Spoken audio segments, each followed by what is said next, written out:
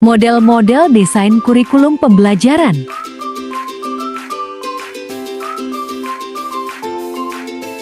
Di sini kami akan membahas tentang desain kurikulum pembelajaran. Model-model desain kurikulum pembelajaran dibagi menjadi 4 bagian, yaitu: pertama, Subject Centered Design; kedua, The Learner Centered Design; ketiga, The Problem Centered Design; keempat, The Unencapsulation Design. Pertama, Subject Centered Design. Desain kurikulum Subject Centered Design ini berkembang dari konsep pendidikan klasik yang memandang pentingnya pengetahuan, keterampilan, dan nilai-nilai masa lalu bagi anak didik. Terdiri dari The Subject Design, The Disciplines Design, The Broad Fields Design, The Integrated Curriculum Design. The Subject Design. Model ini merupakan bentuk yang paling murni dari Subject Centered Design yang benar-benar menitikberatkan pada materi atau isi pembelajaran. Pada model desain kurikulum ini, mata pelajaran diorganisir secara terpisah-pisah dalam bentuk sejumlah materi atau mata-mata pelajaran.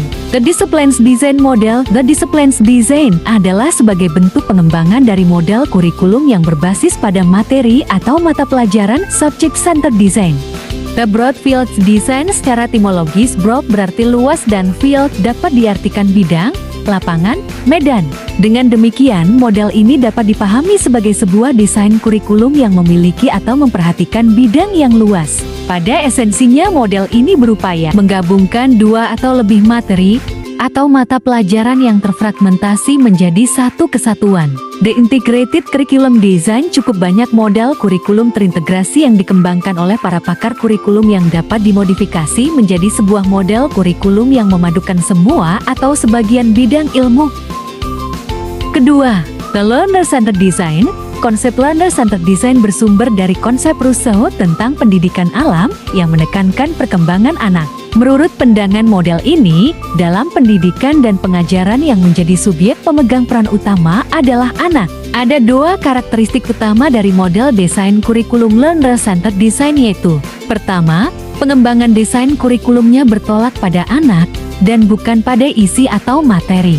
Kedua, model ini bersifat pre-plan. Kurikulum tidak disusun sebelumnya tetapi dikembangkan bersama antara guru dan siswa dalam menyelesaikan tugas-tugas pendidikan. Ciri utama desain kurikulum model The Activity atau Experience Design. Pertama, struktur kurikulum ditentukan oleh kebutuhan dan minat anak. Kedua, kurikulum tidak disusun sebelumnya, tetapi disusun bersama siswa dan guru, baik tujuan, sumber dan alat, kegiatan belajar dan evaluasinya teacher-pupil planning.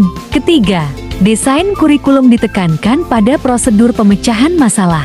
Oleh karenanya, dalam proses belajar siswa dibawa untuk melakukan hal yang nyata, sungguh-sungguh, bermakna, hidup dan relevan dengan kehidupannya.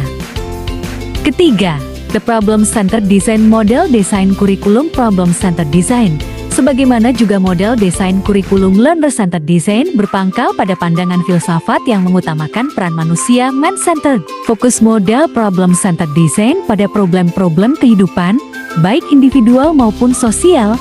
Maka problem-problem kehidupan yang menjadi bidang-bidang kehidupan dari model ini sangat banyak dan terbuka, inklusif. The Area of Living Design. Menurut saya 1976:418. Selain organisasi isi kurikulum yang bersifat tidak disiapkan sebelumnya pre-plan, model Areas of Living Design ini memiliki karakteristik lain, yaitu: pertama, model ini adalah model desain kurikulum yang menekankan pada prosedur belajar melalui pemecahan masalah problem solving atas masalah-masalah kehidupan. The core design. Model desain kurikulum ini muncul sebagai reaksi atas model fragmentasi dan pembelajaran yang terpisah satu demi satu piecemeal learning yang diberikan dalam desain kurikulum separated subject. Desain kurikulum terpisah-pisah Smith, Stanley, Andy Schwartz, 1957. Banding 3:11-312.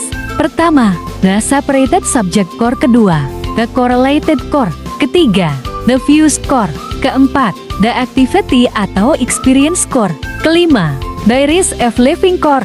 Keenam, The Social Problems Core.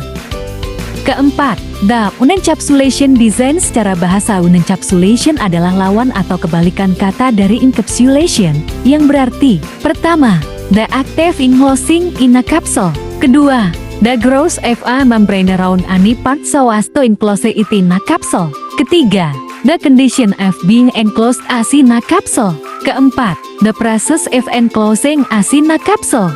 Jadi unencapsulation adalah suatu tindakan atau pertumbuhan, atau kondisi atau proses. Thank you for watching, and goodbye.